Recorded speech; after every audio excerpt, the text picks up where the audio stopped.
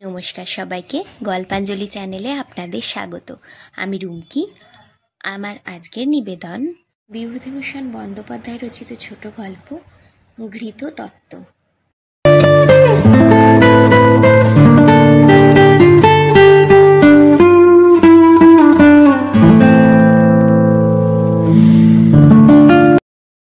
এর মধ্যে গদাধরের দোষ কতটুকু আপনারাই বিচার করিবেন। আমি কাহিনীটুকু বিবৃতি করিয়াই খালাস। গদাধরের বাপ নিরুপম পাল একজন পাকা ব্যবসায়ী ছিলেন। একেবারে গোড়ার একটা আড়তে খাতা লিখিতেন, আর বাজাইয়া বাজাইয়া টাকা গুনিতেন। টাকা চেনা থেকে একটু একটু করিয়া বাজার চিনিতে লাগিলেন। তাহার পর অল্পে অল্পে নিজের ফলাও ব্যবসা ফাঁদিয়া বিষয় সম্পত্তি যাহা করিবার সবই করিলেন। কিন্তু একটা দুঃখ রহিয়া গেল। গদাধরকে টাকার মতো করিয়াই কয়েকবার গভীর অভিনিবেশের সহিত বাজাইয়া বাজাইয়া বুঝিলেন তেজারতের বাজারে এই ছেলে অচল, বুদ্ধিটা একটু বেশ মোটা। তবে ধর্মের দিকে মতিগতি আছে, টাকা উড়াইবে এমন ভয় নাই। মৃত্যুর কিছুদিন পূর্বে নিরুপম ব্যবসা ধীরে ধীরে সম্পূর্ণ গুটাইয়া লইলেন এবং টাকা যাহা হইল সেটা গোটা 2 ব্যাংকে জমা দিয়া দিলেন। মৃত্যুর অব্যবহিত পূর্বে ছেলেকে ডাকিয়া বলিলেন, ব্যবসার দিকে তুমি হঠাৎ যেতে চেও না বাবা। ব্যাংক থেকে মোটা সুদ পাবে, তার যতটুকু দরকার হয় ততটুকু নিয়ে বাকিটা আবার জমা দিয়ে যাবে মাসে মাসে। পুকুর, বাগান, ধান জমি সব রইল, অভাব হবে না। বাড়িতে বিগ্রহ রয়েছেন, তাঁর সেবাতেই কাটিয়ে দিও, তিনিই রক্ষা করবেন যা সব রেখে গেলাম। একটু থামিয়া বলিলেন, তোমার ছেলের মধ্যে যদি আসে তার ঠাকুরদার বুদ্ধি, এমন হয়তো অনেক সময় সে তখন আবার ফেঁদে নেবে নিজের কাজ। শেষের এই কথাগুলির মধ্যে বেশ একটু খোঁচা ছিল, কতকটা সেই অভিমানেও, কতকটা প্রকৃত অপটুতা আর আলস্যের জন্যও গদাধর গেল না ব্যবসার দিকে। রাধারমণের সেবাতেই নিজেকে একেবারে সম্পূর্ণরূপে নিয়োজিত করিয়া দিল। ফলে জাত ব্যবসায়ী হিসাবে মস্তিষ্কের কোনখানে যদি হয়তো কোথাও একটু বুদ্ধি ছিল, সেটুকুও অপসৃত হইয়া সমস্ত দেহ মন নিটোলভাবে ভক্তিরসের পূর্ণ হইয়া উঠিল। সংসারটি ছোট, স্ত্রী সরোজিনী, 2 কন্যা সরজু আর যমুনা, আর একটি ছেলে কেশব। ছোট হইলেও কিন্তু দুর্বহ গদাধরের পক্ষে। সরোজিনীকে ঘরে আনিবার সময় তাহার রাশিচক্রের খোঁজ লওয়া হইয়াছিল, কিন্তু মেজাজের খোঁজ লওয়া হয় নাই। অত্যন্ত মুখরা, নিতান্ত কলহ হইবার কথা, শুধু গদাধর নির্বিবাদে সব কথা মানিয়া লইয়া রাধারমণের কাছে ধর্ণা দিয়া পড়ে বলিয়া বিনা গোলযোগে কাটিয়া যাইতেছে। বড় মেয়ে সরজুটি একেবারেই বোবা, বিবাহ হইবে না। রাধারমণের পায়ে সমর্পণ করিয়া যতটা সম্ভব মনের বোঝা হালকা করিয়াছে গদাধর। ছোট মেয়েটি তেমনি বাচাল, এককালে মাকে ছাড়াইয়া যাইবে। আপাতত বিবাহ দেওয়া দুষ্কর হইয়া পড়িয়াছে। এক কথায় 5 কথা বলিয়া জবাব দেয়। 3 বার 3 জায়গা হইতে দেখিতে আসিয়াছে, ফিরিয়া গিয়া আর উচ্চাবাচ্য করে নাই। এ মেয়েটিকেও রাধারমণের পায়ে সমর্পণ করিয়া নিশ্চিন্ত হইবার ইচ্ছা ছিল। স্বপ্ন পেলে তিনি জটিলা কুটিলাকে লইয়া হিমশিম খাইতেছেন, আর ভেজাল বাড়াইবার উৎসাহ বা অভিরুচি নাই। বাকি থাকে কেশব। ছেলেটি ছোট দিদির মতো কথা কহিতে কহিতে এক এক সময় বড় দিদির মতো হঠাৎ মৌন আর গম্ভীর হইয়া যায়, ফলে তাহাকে অত্যন্ত রহস্যময় বলিয়া মনে হয়। ও যেন বাপের মূঢ়তার জন্য ঠাকুরদাদার বিশেষ আশীর্বাদ লইয়া তাহার ব্যবসা আবার ফলাও করিয়া ফাঁদিবার উদ্দেশ্যে জন্ম লইয়াছে। কেমন একটা অস্বস্তি বোধ হয় গদাধরের। বড় মনোকষ্টে কাটিতেছে, এবং সেই জন্য সমস্ত মনটাকে রাধারমণের পায়ে ঢালিয়া কোনো মতে কাটাইয়া দিবার চেষ্টা করিতেছে। অর্ধেক জীবন প্রায় কাটিয়াও আসিয়াছে, এমন সময় লড়াই আসিয়া পড়িল, এবং মিলিটারিতে কতকগুলো কাঁচামাল সরবরাহ করিবার ঠিকা লইয়া বইচির কাশীনাথ একজন ভালো মূলধনীর সন্ধানে বাহির হইয়া বেহালায় আমাদের গদাধরের কাছে আসিয়া উপস্থিত হইল। লোকটার মানুষ পটাইবার অসাধারণ ক্ষমতা। মন্দির থেকে টানিয়া গদাধরকে বাহির করিতে যা একটু বেগ পাইতে হইল, তাহার পর কিন্তু প্রায় সঙ্গে সঙ্গেই তাহাকে ভিজাইয়া ফেলিল। গদাধরের কোথায় কি আছে সব জানে, টাকা না খাটাইবার কারণও অবগত আছে। আসিয়াছে ও একটা সম্পর্ক দাঁড়া করাইয়া। বলিল, আপনি আমায় বলবেন কি আমি আপনাকে টাকা বের করতে মানা করতাম? নিরুপম কাকা কি যা তা লোক ছিলেন একটা, যে মিছি মিছি বারণ করে যাবেন? আর ব্যবসাতে কি ছিল শুনি? টাকায় আধ পয়সাও টানতে পারছিল না। আপনি দেখতেন না, ওদিকে খেয়াল ছিল না। কিন্তু এত বড় একটা আড়তদারের ছেলে, এটুকু ওয়াকিবহল তো ছিলেনই। না বললে শুনবো কেন মশাই? লোক দেখে তার নজর কত দূর যায় তা টের পাবো না? এ ধরনের তারিফ গদাধরের কানেই প্রথম গেল।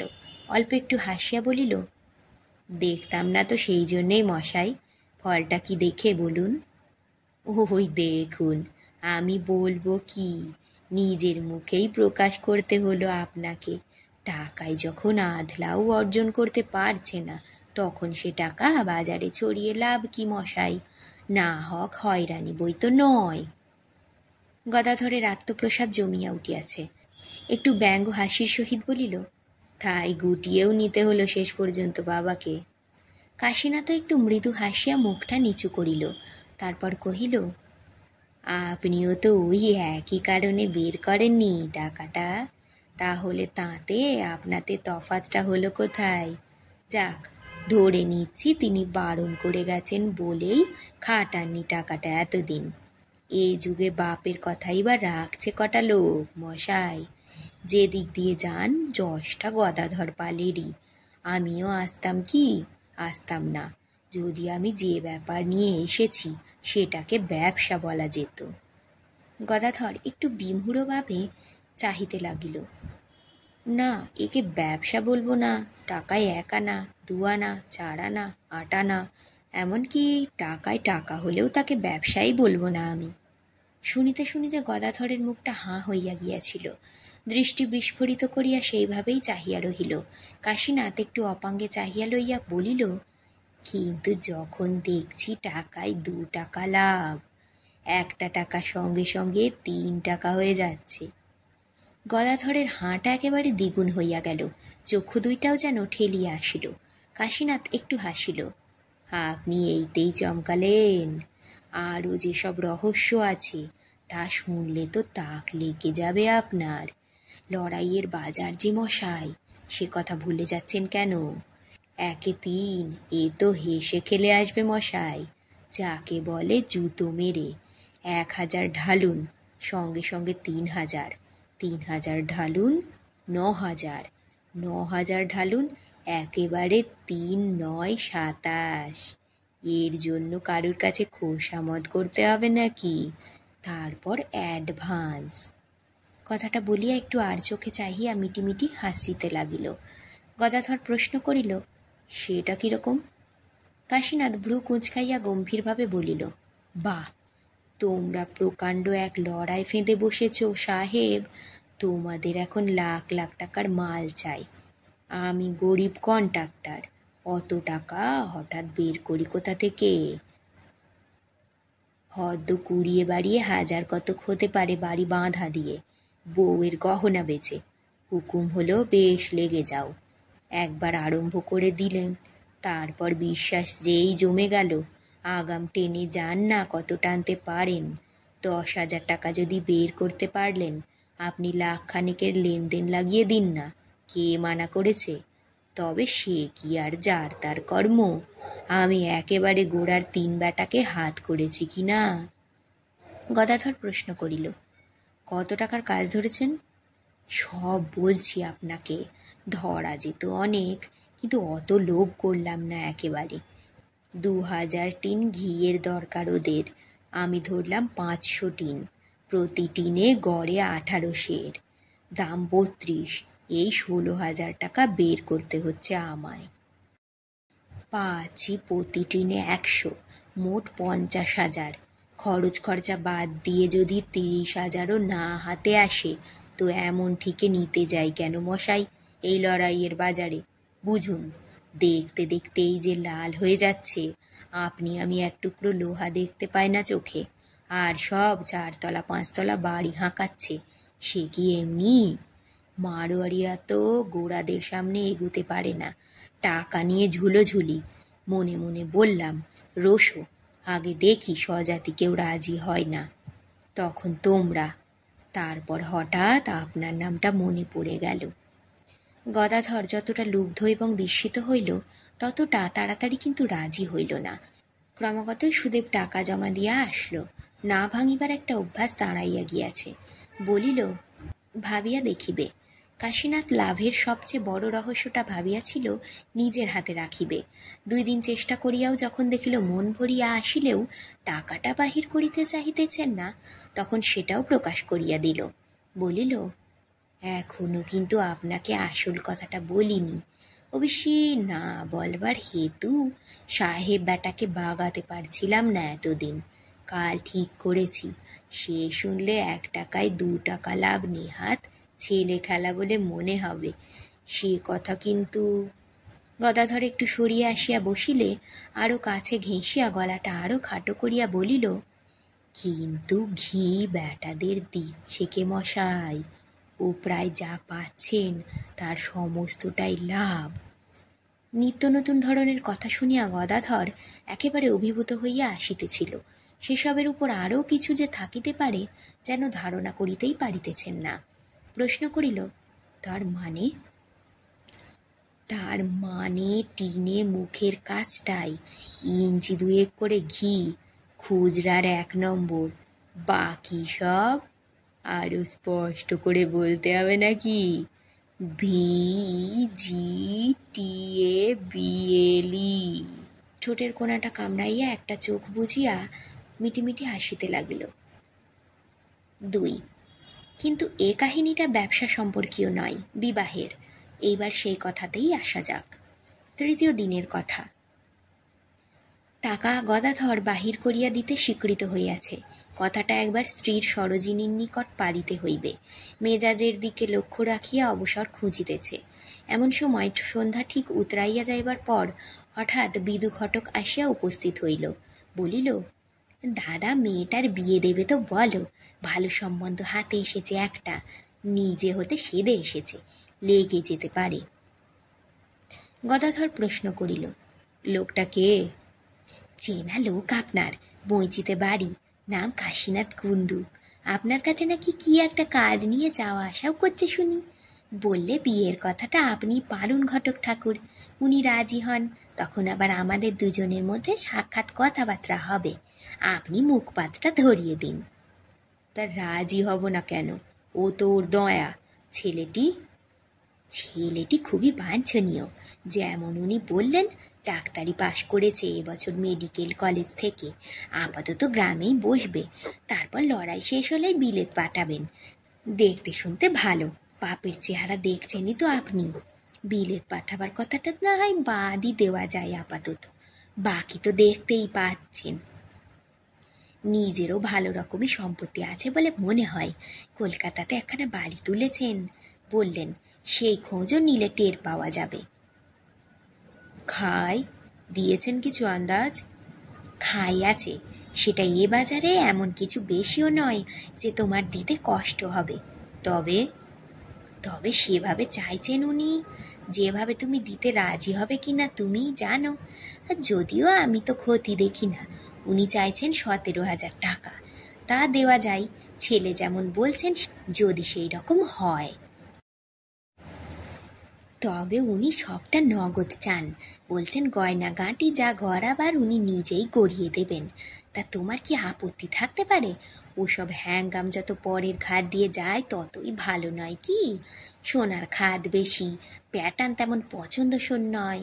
কাজ কি বাবা, তোমাদেরই জিনিস, তোমরাই দেখে শুনে ঘুরিয়ে নাও, আমি যা বুঝি। ঘটক আরও যা যা বোঝে বোঝাইয়া দিয়া বিদায় হইল। বলিল, পরদিন আবার আসিবে। বিবাহের কথাটা স্ত্রীর কাছে পাড়িতে গদাধরের তত ভাবিতে হইল না। বাপের যে মায়েই এ বিষয়ে বেশি উদ্বিগ্ন থাকে। ঘটকের কথাগুলো বেশ গুছাইয়া লইয়া প্রায় তখন সরোজিনীকে গিয়া সব জানাইল।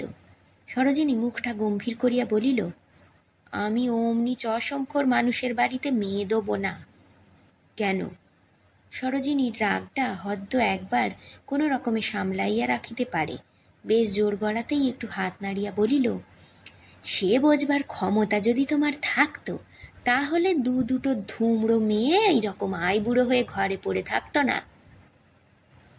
মেয়েকে আমার গয়না দিয়ে কাজ নেই, সব টাকা ওর ছিচরণে ঢালি, উনি পায়ের ওপর পা দিয়ে বসে ওড়ান। গয়নাই হলো মেয়ের স্ত্রী ধন, নিজের বলতে যা কিছু। মিংসেকে একবার আমার সামনে এনে হাজির করতে পারো? গতিক দেখিয়া গদাধর নিজেই সামনে থেকে সরিয়া পড়িত, কিন্তু সম্বন্ধটা কেমন বড় পছন্দ হইয়া গেছে। একটু সাহস সঞ্চয় করিয়া বলিল, স্ত্রী ধন নিয়ে যা বললে তুমি সেটা ঠিকই, তবে লোকটা যে পায়ের উপর পা দিয়ে টাকা ওড়াবার মানুষ নয় এটা আমি জানি। কি করে জানলে? গদাধর কাশীনাথের ব্যবসা সংক্রান্ত প্রস্তাবটা বলিল, শুধু টিনে ঘি ভর্তি করিবার রহস্যটা বাদ দিয়া। সরোজিনী একেবারে নির্বাক হইয়া খানিক্ষণ এমনভাবে মুখের পানে চাহিয়া রহিল যে গদাধরেরও প্রায় বাকরোধ হইবার মতো অবস্থা হইয়া পড়িল। সরোজিনী কোমরে দুইটা হাত দিয়া ঘাড়টা সামনে একটু আগাইয়া প্রশ্ন করিল, টাকা বের করে দিয়েছ তুমি? তোমায় না বাবা পই পই করে মানা করে গেছেন? লোকটা যে জোচ্চোর নয় কি করে জানলে? গদাধরের সব গোলমাল হইয়া গেল। বলিল, টাকা কখনো বের করে দিই আর তাহলে তোমায় জিজ্ঞেস করতাম না। ব্যবসার কথাতে তো ভাগিয়েই দিয়েছিলাম। এটা ভাবলাম বিয়ের কথা বলছে, বিয়ে তো আর ব্যবসা নয়, তাই। এর মধ্যে কত বড় ব্যবসাদারি মতলব আছে সেটা ঢুকেছে তোমার মাথায়? অবশ্য নেহাত উড়িয়ে না দিয়ে যদি খাটাই ব্যবসাতে। গদাধর বিফলভাবে মুখের পানে চাহিয়া মাথা চুলকাইতে লাগিলেন। তাহলে আমার কাছে শোনো, আমি কেন, রাস্তার মুটেকটাকেও জিজ্ঞেস করলে সে বলে দেবে। তুমি টাকা দিলে মুনাফার অর্ধেক বকরা দিতে হবে তো তোমায়। দিত কচু, তবু আইনের একটা ভয় থাকতো তো। কথাবার্তায় দেখেছে দিব্যি কবর গণেশ লোকটা ছেলের বিয়ে দিয়ে সমস্ত টাকাটা বের করে নিয়ে খাটায়, তখন মুনাফার 16 আনাই আমার। কেউ আর চাইবার থাকবে না। দেখতে পাচ্ছ তো? যত কোটি টাকা ওদিকে চেয়েছিল ঠিক তত কোটি টাকাই চাইছে বিয়েতে। জোচ্চুরির কি একটা করে লেজ হয়? গদাধর ঘামিয়া উঠিতেছিল, তবু ভাগ্য সুপ্রসন্ন বলিতে হইবে যে টিনে ঘি ভর্তির কথাটা বলিয়া ফেলে নাই। এমনকি ছুতা করিয়া এখান হইতে সরিয়া পড়া যায় ভাবিতেছিল। স্ত্রী বলিল, ওসব লোকের কি ওষুধ জানো? কি? কি তা তোমায় বলে কোনো ফল আছে? তোমার মতন মেনিমুখো পুরুষকে আমি হলে জপিয়ে জাপিয়ে ওর কাছ থেকেই সমস্ত আধঘাত বুঝে নিয়ে ওকে বিল্লিপত্র শুকিয়ে দিতাম, তারপর নিজের কারবার নিজে ফাঁদতাম। ওই সব লোকের ওই ব্যবস্থা। আমি আমার গাঁটের টাকা বের করে দেবো, ওর নেতার মুনাফা তুলবে। কি বলে বলতে এলে তুমি কথাটা আমার কাছে? লোভ কি হয় না মানুষের? হয়। লড়াইয়ের বাজার ধুলো মুঠো ধরতে সোনা মুঠো ধরছে লোকে, বসে বসে দেখছি তো। লোভ হয় বই কি, লোভ হয়ে আর কি অন্যায় হয়েছে? কিন্তু গদাধরেরও একটা প্রবল লোভ হইতেছিল, একটু বুদ্ধিমান বলিয়া পরিচিত হইবার, জীবনে অন্তত একবার। বলিল, তা আমি কি বসে আছি নাকি? কিন্তু টাকা বের করতে গেলেই তুমি তো হই হই লাগিয়ে দেবে। সব বুদ্ধির গোড়াতেই তো টাকা। হদিস জেনে নিয়েছি অনেক, একটা একটা শুনলে তাক লেগে যাবে। কিন্তু তোমার টাকার বেলাতেই যে ঠুঁটো হয়ে বসে থাকতে হয়েছে। বাবা করে গেলেন বারণ, এদিকে তুমি। সরোজিনী ঘাড়টা একটু ফিরাইয়া শুনিতেছিল। বলিল, বলে দাও, বারণ করে লোকে সাধ করে? মাথায় যে ওদিকে। বেশ, কি কি হদিস আছে দুটো শোনাও দেখি। কেন, এই যে ধরো আগামের কথাটা, যদি 10,000-এর কাজ করি 1 লাখ, বেশ 1 লাখ না হোক 20,000ও তো। সরোজিনী ঠোঁট উল্টাইয়া বলিল, মস্ত বড় হদিস আদায় করে নিয়েছে তো। ওগো, এও তোমার অপরের কাছে জেনে নিতে হলো? পাটের চাষিও তো দাদন পায় বিচি না ছাড়বার আগে। মরি, মনে করলাম না জানি কি এক হদিস শিখে এলেন মদ্য আমার। যাও ঘরে গিয়ে বসো তো। অবজ্ঞা ভরে চলিয়া যাইতে যাইতে ঘুরে বলিল, হদিস বরণ ওই সাহেবদের গিয়ে ধরা, তা পারবে? যাও না কেন, পারা তো উচিত, পেটে বিদ্যে তো রয়েছে, মাথায় বুদ্ধি না থাক। গদাধরের মনের ভিতরটা তোলপাড় করিতেছিল, সে নিজেকে চাপিতে পারিল না। টিনের রহস্যটা মুখ দিয়া বাহির হইয়া না পড়াই এতক্ষণ নিজেকে ভাগ্যবান বলিয়াই মনে হইতেছিল। এবার স্ত্রীর বিদ্রূপ আর নিজের লোভের মাঝে পড়িয়া সেটা নিজে হইতেই প্রকাশ করিয়া দিল। একবার বুঝুক ব্যবসার রহস্য কাহাকে বলে, কত গভীর তত্ত্বই না টানিয়া বাহির করিতে পারে সে। সরোজিনী একেবারে স্তম্ভিত হইয়া গেল, আরও 2 পা আগাইয়া আসিয়া বলিল, কি টিনের সমস্তটাই ভেজিটেবিল দিয়ে ভরে মুখে 2 ইঞ্চির খুচরার 1 নম্বর ঘি দিয়ে ব্যবসা করবে? এই বুদ্ধি দিয়েছে, আর সেই বুদ্ধি নিয়ে তুমি লাফালাফি করছো। রাধারমণের মন্দির আর ভালো লাগছে না? না, জেলে গিয়ে উঠবার জন্য পাচুল করছে? কি ঝুচ্চোর রে বাবা! কখন আসবে সে মিন, সে বলো দেখিনি আমায়। ভেতরটা সব মেকি, বাইরে একেবারে 1 নম্বর। এই মানুষের সঙ্গে ব্যবসা করবে, শুধু তাই নয়, এই মানুষের ঘরে মেয়ে দেবে, নিজের মেয়ে দেবে। বোঝো একবার, যে লোক শলা দিচ্ছে সে শুধু বাইরের চেহারাটা দেখিয়ে ভেতরে ভুসি মাল। কথাগুলো বলিতে বলিতে সরোজিনী আবার ফিরিয়া যাইতেছিল। ঘরের চৌকাঠের ভিতর একটা পা দিয়া হঠাৎ চুপ করিয়া গেল, একটু ভ্রুকুঞ্চিত করিয়া দাঁড়াইল। তাহার পর ফিরিয়া কি বলিতে যাইতেছিল, দেখে তাহার পিছন ফেরার সুযোগে স্বামী ইতিমধ্যেই অন্তর্ধান হইয়াছে। গিয়া বারান্দায় একটা থাম ধরিয়া সামনের দিকে চাহিয়া দাঁড়াইয়া দাঁতে নখ খুঁটিতে লাগিল। অত্যন্ত অন্যমনস্ক হইয়া পড়িয়াছে। বেশ খানিক্ষণ গেল। এত গুরুতর ব্যাপার সরোজিনীর কাছে এত শীঘ্র শেষ হয় না। গদাধর রাধারমণেরই কাছে শরণ লইতে যাইতেছিল। একেবারে একরকম নিস্তব্ধতা দেখিয়া খুব পা টিপিয়া টিপিয়া দরজার কাছে আসিয়াই একেবারে সামনে পড়িয়া গেল। সরোজিনী বলিল, তোমায় খুঁজছিলাম। মনে হলো যেন ডাকছো, তাই মন্দিরের দিক থেকে ফিরে এলাম। কি? দেবো মেয়ের বিয়ে আমি, ঠিক করো। গদাধর আগাইয়া আসিতেছিল, বিমূঢ়ভাবে উঠানের মাঝখানে দাঁড়াইয়া পড়িয়া প্রশ্ন করিল, কোথায়? বইচিতে, যেখান থেকে সম্বন্ধ এনেছ। গদাধর নিজের চক্ষুকর্ণকে বিশ্বাস করিতে পারিতেছে না, আমতা আমতা করিয়া প্রশ্ন করিল, খাই মিটবে?